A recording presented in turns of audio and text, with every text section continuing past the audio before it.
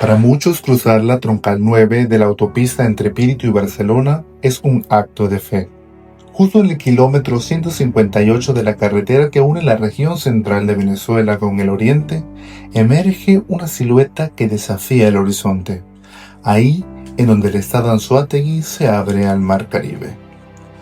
No es un templo tradicional ni una catedral de piedra, es una emblemática obra arquitectónica que guarda una imagen particular, nombrado por muchos como el Cristo de los Viajeros o el Cristo de los Cuatro Clavos, como resalta una de sus características.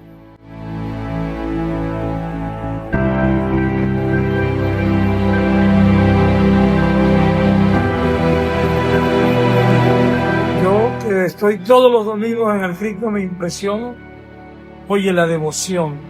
O sea, la gente tiene devoción, tiene fe en nuestro Señor Jesucristo.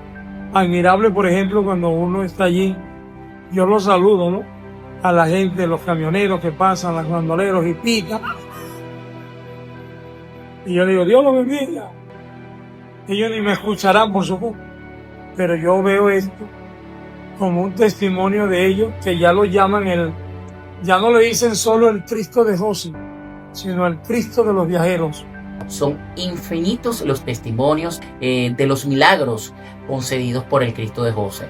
Por eso creo que es bien cierto que todo aquel viajero de Oriente que pase por el Cristo de José, como mínimo se da una persinadita o hace una parada para hacer una petición o dar las gracias por algún favor concedido. Esa historia no comenzó ahí, esa historia comenzó a la orilla de la playa, al final, donde está el criogénico. Donde yo investigo, que es la cuenca del lunar en sí, y Píritu es parte de la cuenca del lunares, la imagen del Cristo de José siempre ha estado presente desde 1918 hacia acá. Entonces una cosa que uno ha querido investigar es por qué el Cristo de José lo pusieron y lo colocaron allí. Fíjate, hay varias versiones. Hay una versión que habla de que habían dos sitios donde los animales iban caminando por ese sitio y se espantaban. Entonces decían que allí salían brujas y salían encantos, pero yo no le doy mucho valor a eso. Tiempo donde aparece el Cristo de José, ese era un sitio de piratería. Atracaban los barcos, las pequeñas cuestiones que existían o que trasladaban algo, entonces se atracaron, entonces tal vez se murieron los que llevaban el barco y quedó el Cristo ahí rodando por ahí, por esa zona. Y de alguna manera, ese Cristo que quedó por ahí flotando, llegó hasta la orilla. Dicen que por ahí, a pesar de que no había dueños de terreno, pero sin embargo existían lotes de ganado que caminaban por ahí o se desplazaban por ahí y de alguna manera sentían el pavor al ver ese Cristo ahí tendido.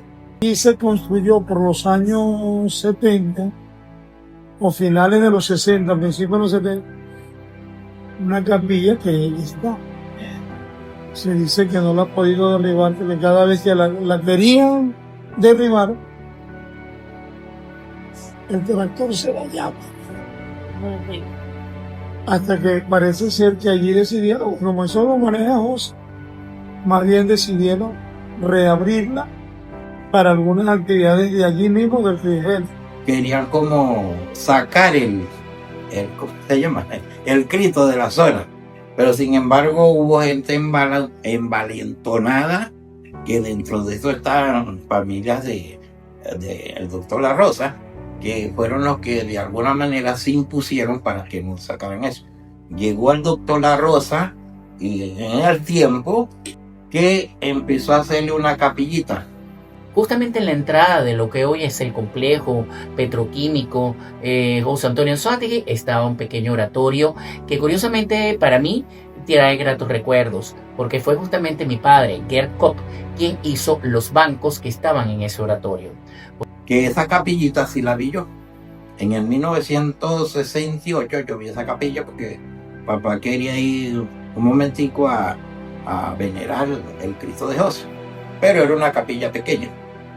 Con el tiempo, el doctor La Rosa fue acomodando esa capilla y que después, bueno, se convirtió en el Cristo de los Viajeros, que es lo que tenemos actualmente.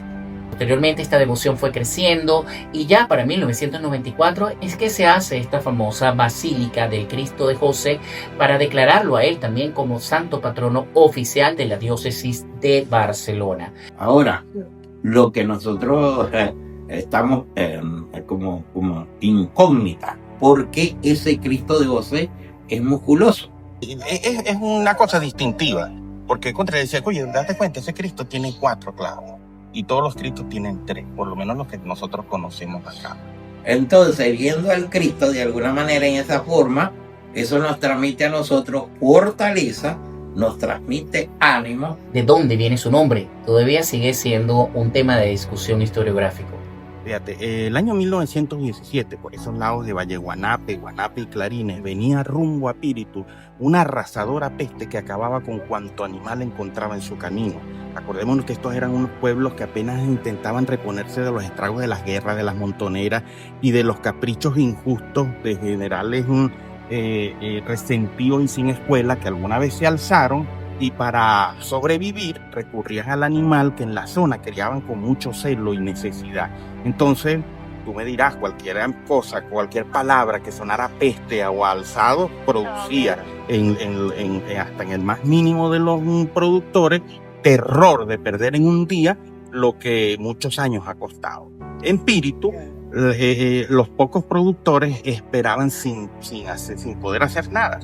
Como 4 kilómetros aproximadamente del Tejar de Píritu hacia Barcelona existía una hacienda que tenía fama, con buen ganado, tenía pasto, tenía una casa inmensa con corredores y teja y por supuesto se decía de esa casa, de esa finca que producía el mejor queso de la región.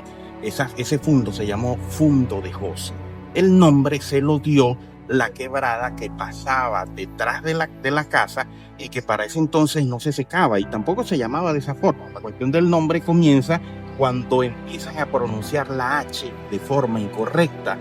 Porque a la gente le cuesta decir Hoces, porque el nombre original es dedicado a la quebrada de Hoces, H-O-C-E-S, cuya quebrada nace en la parte alta del Pilar de Barcelona. Sabemos que el Cristo se llama Cristo de José y ya sabemos que se llama Cristo de José porque estaba en un fundo que se llamaba Fundo José, entonces el Cristo de José. Ahora, ¿por qué el fundo se llamaba José? Se llamaba José porque estaba ubicado en una quebrada, en ese fundo había una quebrada que llevaba el nombre de Hoces, eso ya yo lo expliqué. Ahora, ¿pero por qué se llama Hoces? Se llama Hoces porque el año 1570, específicamente el 10 de mayo de 1570, en esa quebrada, los indios, Palenque, Chacopata, Píritu, mataron a Diego Fernández de Serpa. No solamente lo mataron a él era gobernador y capitán de la provincia de la Nueva Andalucía. No solamente lo mataron a él, mataron a 74 soldados que andaban con él y a 2 oficiales y a todos los caballos en una emboscada. Entonces, a los 2 días de ese suceso, los pobladores de Santiago de los Caballeros, que se llama hoy en día Barcelona, pero cuando yo estoy contando esto, allí no existía Píritu, no existía Clarines, no existía Barcelona, allí lo que había era un caserío que habían empezado a fundar 2 años antes de ese suceso que se llamaba Santiago de los Cumanagotos. Y entonces las autoridades de este pueblito fueron a ver con los amuros y las noticias que y fueron a ver y encontraron aquel desastre. Les habían sacado la ropa, todo. Entonces, en el informe que mandaron hacia Caracas, hacia España, hacia las autoridades españolas, dicen lo mataron en una quebrada de Hoces. ¿Por qué? Porque los españoles tienen la costumbre de mencionar ciertos accidentes geográficos que son escabrosos, son difíciles de entrar y además que tienen curvas sinuosas como que se asemejan a una hoz. que es una herramienta, de ahí la palabra.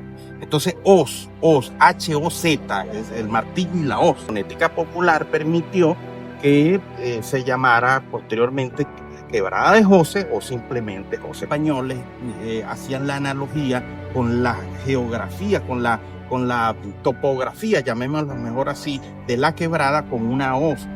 Entonces, la quebrada de Hoces. Pero eso es una cosa que viene de España desde hace tiempo. Te repito, es un accidente geográfico que lo definen ellos así. Y así quedó. Entonces, para definir esa quebrada, ya no se llamaba como quebrada Turuguar. No, se llamaba como la quebrada de Hoces, porque que ahí mataron ¿a quién?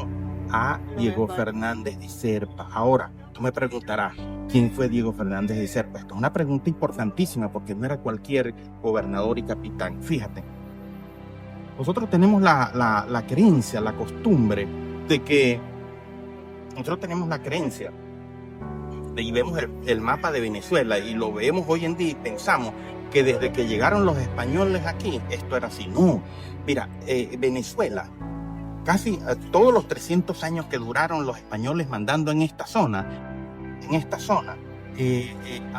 fue dividido en varias provincias que eran unidades políticas y administrativas totalmente distintas una de la otra. Y entre ellas estaba Venezuela, que tenía como capital la ciudad de Coro y después la ciudad de Caracas, que tenía como límite por el lado oeste al río Nare. Imagínate tú, te estoy hablando de que los 300 años que eso duró, que duraron los españoles, esto estaba así. De allí en adelante venía un país distinto que se llamaba la Nueva Andalucía, cuya capital era Cumaná. Este dato es importantísimo que te estoy diciendo. Entonces, el primer gobernador y capitán que nombran en España para venir a dirigir a esta provincia se llamó Diego Fernández de Serpa. Y el hecho de que le hayan matado a su primer gobernador y capitán en ese sitio, en esa quebrada de Hoces, eso hizo posible, mira, todas las decisiones que tomó el rey y la audiencia de Santo Domingo para la zona se basaron en esa muerte, porque eso conmocionó las autoridades españolas. Entonces, esa es la historia específica de por qué la quebrada se llama Quebrada de Hoces. El año 1917, esa finca, allí estaba esa finca con su nombre, con su casa, con su ganado y como dueño a los Monagas. Esa finca, el fondo de José, había sido fundado, llamémoslo así, por el prócer de la independencia, José Gregorio Monagas, y dos hijos de él, que se llamó Domingo Monagas y José Gregorio Monagas, hijo. Pero para el tiempo en que la peste arranca, como te dije, de Valle Guanape hacia acá, 1917, los dueños de la finca era la hija de Domingo Monagas, doña Clara Rosa Monagas, que además de tener fama, coraje y mucho dinero, tenía además ese temor religioso que existía a los santos. Entonces ella recurrió a lo único que se podía recurrir en aquellos tiempos, a los santos y a Dios. Y ella prometió, ella era devota del crucificado, ella prometió que construiría fijaría en el camino una imagen del Cristo crucificado si la peste no le ataca a sus animales. Bueno, de aquí en adelante lo que tenemos es parece más ficción que otra cosa, pero lo que tenemos para fundamentar esto es la tradición oral, quien insiste en señalar que la peste pasó por los bordes de la finca José sin tocar un solo animal. Inmediatamente doña Clara hizo cumplir su promesa, hizo traer desde Francia una imagen vaciada en concreto armado, con unas características súper extrañas, Cristo totalmente distinto al Cristo famélico que conocemos en nuestras iglesias. Este es un Cristo que tenía algo de parecido, no sé si ella lo mandó a hacer específicamente con esas características, pero la zona rústica, árida, se parece mucho a la forma de ese Cristo con unos bíceps así, con unos brazos inmensos. Y es un Cristo bien interesante. Para el año 1917, esta es la historia. Entonces ella, apenas llega el Cristo, ella contrata en en Píritu, y de esto hay constancia, con el carpintero de la época llamado Julián Reyes Alfonso, que era el mejor carpintero de madera dura, ¿no? De madera dura, Palosano, Puy, Algarrobo. Entonces manda a construir una pesada cruz, que es la misma que tiene ahorita el Cristo, solo que ahorita está cortada. Y con ayuda de un gentío la colocaron en el antiguo camino, la primera vez que la siembran, ese Cristo, en el antiguo camino que va desde Píritu hasta Barcelona, vía Caño de Caimán. Pasan los años y ya la finca no pertenece a una sola familia, pertenecen a varios miembros de la misma familia, la hipotecan, hay desacuerdos como siempre hay en las grandes familias, hipotecan la finca que ya era inmensa, y entonces para el año 1926 ocurre en los tribunales, que eso también lo menciona Maradei Donato en su libro, el juicio que ocurrió en los tribunales del Estado de Anzoátegui, los tribunales de justicia del Estado de Anzoátegui, y señalan no solamente a las tierras, al ganado, sino que meten como parte importante de la creencia al Cristo. Eso sucedió en 1900. Y por supuesto, a la hora de ejecutar la hipoteca, reparten y ejecutan al Cristo como parte de la ejecución de la hipoteca, y entonces, bueno, en fin, eso hizo posible que el Cristo dejara de ser parte del que ya venía siendo, ya había empezado a tener muchos creyentes y muchas personas que adoraban ese Cristo. Entonces, hubo un espacio hasta 1953 cuando los terrenos pasan a formar parte de los compra Mariano Adrián La Rosa. Pero lo que sí sucedió es que esas tierras posteriormente quedaron un poco a la intemperie, abandonadas, hasta que la familia de Mariano Adrián La Rosa, por este señor, compró esos territorios y bueno, se dedicó a hacer la devoción por este Cristo muy milagroso. Él siempre ofreció al Cristo, cuando lo tenían allá en la orilla del mar, en una capillita que le hicieron como dice uno, como tipo choza de paja, y con el tiempo le pusieron zinc, y después él ofrece hacerlo para traerlo acá a la orilla. El Cristo de donde estaba lo desentierran y lo colocan en otro nicho con unas ruidosas láminas de zinc, y allí empieza a ser la segunda digamos, estación del Cristo, porque tuvo, hasta donde yo he podido investigar, tuvo 4, o ha tenido 4. El doctor Mariano Adrián La Rosa lo logra sacar a una capilla que todavía está en los vestigios allí, una capilla mucho mejor que las que había tenido, era de asbesto y de bloque de ventilación con paredes de concreto, y allí estuvo desde 1960 hasta que lo trasladaron aquí. Es importante señalar que en ese periodo el doctor obispo de Barcelona, Maradei Donato, lo nombra, asciende a esa capilla, de capilla a oratorio público. Eso fue el 1 de junio de 1980. Esa es otra fecha importante que... No sé cuál dice ya. Exacto. Entonces, bueno, y de allí estuvo hasta que por fin logró sacarlo de nuevo a esta nueva imagen, a esta nueva espacio que le construyeron. Se contrató un arquitecto muy codiciado. El Cristo de José, la así llamada, impropiamente dicha, basílica del Cristo de José, el santuario diocesano del Cristo de José, combina en cierta forma varios artes de la vida de la iglesia de muchos siglos. Yo diría que la utilización del hormigón, de algunas columnas que rompen la estructura de lo anteriormente dicho, es decir, no son columnas jónicas, no son columnas salomónicas, no son columnas dóricas, no son columnas corintias, que son aquellas que hemos utilizado en otros momentos de la historia, la utilización, por ejemplo, del bronce en algunos elementos que son colocados en la parte superior de la cúpula, la utilización también de vitrales, claraboyas o lugares hechos en cristal de colores, donde la luz trasluce, son elementos propios del gótico, pero hay elementos también propios del románico y del renacimiento en la cúpula, aun cuando es totalmente distinta a lo anteriormente dicho. Pero el hecho de que sea un lugar completamente abierto da a entender algo que definitivamente es trascendental. Curioso, porque es una pagoda muy al estilo asiático, muy abierto, pero guarda una imagen católica.